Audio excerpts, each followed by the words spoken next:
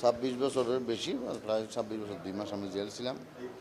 জেলখানাকে বাড়িঘর বললে তো ভুল হবে, কারণ আমাকে তো চট্টগ্রাম জেলে রাখা হয়নি, আমাকে বাংলাদেশের 7টা জেলে বিভিন্ন সময় মানে কি এখান থেকে ট্রান্সফার করে রাখা হয়েছিল।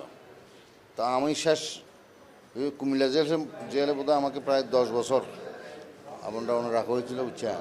মানে বেশি হলে কুমিল্লা জেল আর চিটাং জেল আমার 26 বছরের মধ্যে 6 বছর রাখছে নোয়াখালীতে, বুঝছেন। আমাকে যশোর দিছিল 3-4 মাসের জন্য। ঢাকা পুরাতন জেলখানা যেটা নিজামুদ্দিন রোডে, ওইখানেও ছিলাম অল্প দিন, তাও অবশ্য চিকিৎসার জন্য ছিলাম। আইসিইউতে দিছিল, হ্যাঁ আইসিইউতে পাঠাইছিল, তারপর ব্রাহ্মবাড়ি জেল পাঠাইছিল। জেলখানা যদি আরামের হইতো তাহলে তো জেল থেকে কেউ বেরিয়ে আসতো না।